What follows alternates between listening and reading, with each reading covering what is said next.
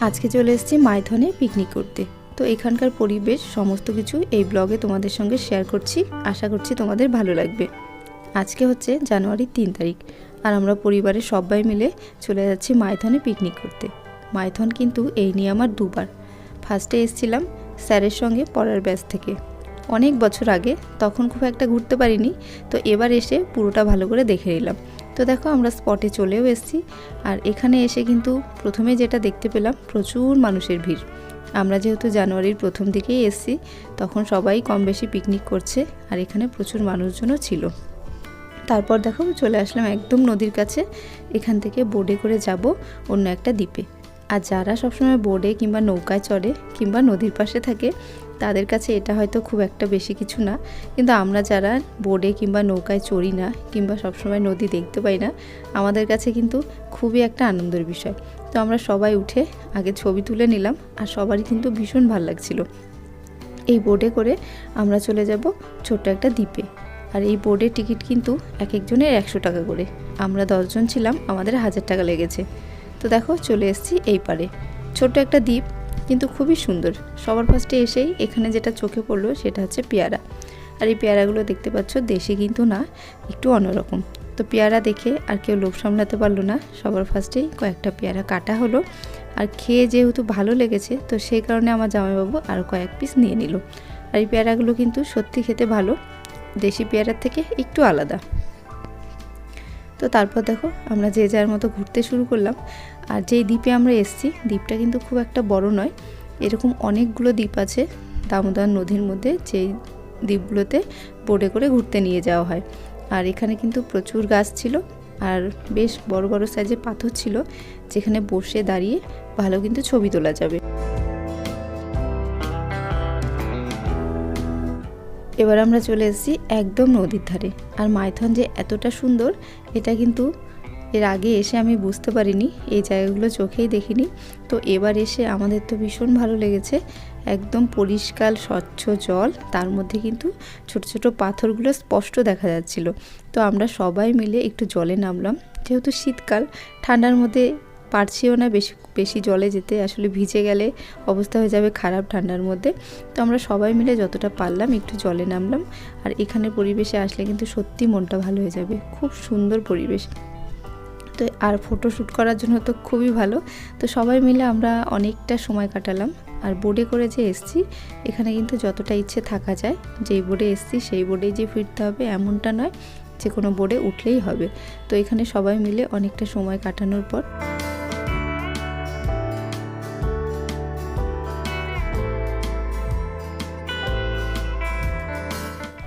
আমাদের ঘোরা হয়ে গেল। এবার ফিরে যাচ্ছি, তার কারণ খাবারেরও ব্যবস্থা করতে হবে। আর এখন বেলা বেশ 2টোর মতো বাজতে চললো। তো এখানটা দেখে বুঝতে পারছো একটু পাহাড়ের মতো, উঁচু নিচু, আর হাঁটতেও কিন্তু ভালো লাগছিল, বেশ জঙ্গলের মধ্যে আনন্দই লাগছিল। আর এই যে নদীতে নামার সময় কিন্তু অনেক জায়গা খুঁজে খুঁজে আমরা এই জায়গাটা দিয়ে নেমেছি, কারণ কিছু কিছু রাস্তা ছিল এতটা ঢালু যে নামাটা আমাদের কাছে একটু রিস্কি হয়ে যাচ্ছিল। তো অনেক খোঁজার পর এই রাস্তাটা পেয়েছি, যেটা খুব একটা ঢালু নয়। এখান দিয়ে আমরা সহজেই নামতে পেরেছি এবং উঠতেও পারছি।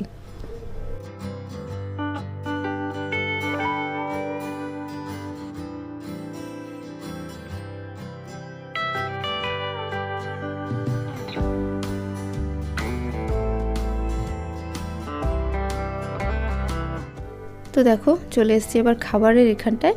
আর আমরা কিন্তু আজকে খাবার এখানে এসে রান্না করিনি, যেটা সব থেকে ভালো করেছি।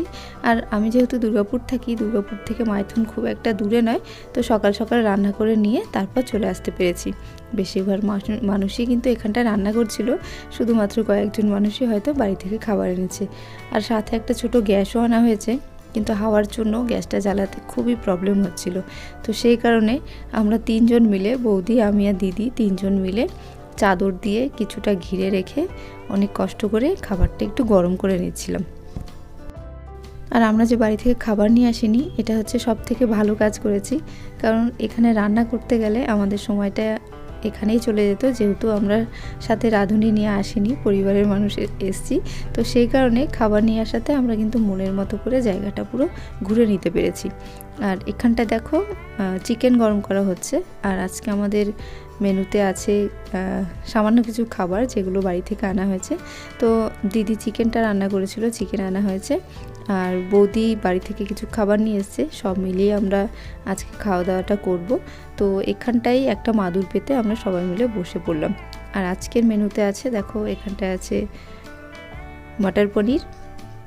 তো মটর পনিরটা বৌদি এনেছে, আর এখানটায় আছে ফ্রাইড রাইস, এটাও বৌদি রান্না করে এনেছে। আর এখানটায় তো চিকেন গরম করা হচ্ছেই, প্রেশার কুকারে করে আজকে চিকেনটা আনা হয়েছে। এটা আমার দিদির বুদ্ধি, যেন চিকেনের ঝোল কিংবা পড়ে না যায়, যেহেতু গাড়িতে এসেছি সেই কারণে প্রেশার কুকারে আনা হয়েছে।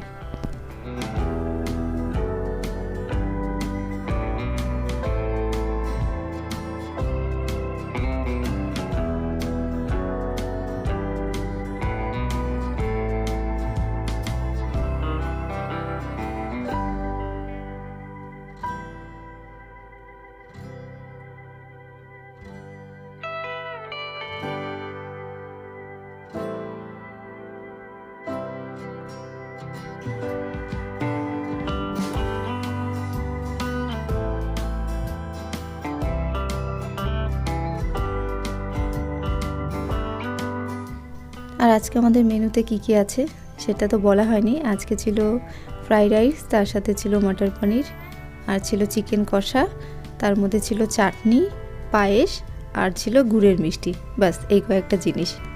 তো আমরা খাওয়া দাওয়া সেরে তারপর দেখো চলে এসেছি ব্রিজে ঘুরতে। আর এটা কিন্তু আমরা টোটো করে এসেছিলাম, টোটো করেই ঘুরেছি, খুব একটা বসিনি এখানটায়। একটা সাইডে জল দেখতে পাচ্ছ, দামোদর নদীর জল, আর একটা সাইড কিন্তু শুকনো ছিল। তো চলো আজকের ব্লগটা এইটুকুই। তোমাদের যদি ভালো লাগে লাইক করে পাশে থেকো, আর পেজটা ফলো করে দিও। ভালো থেকো।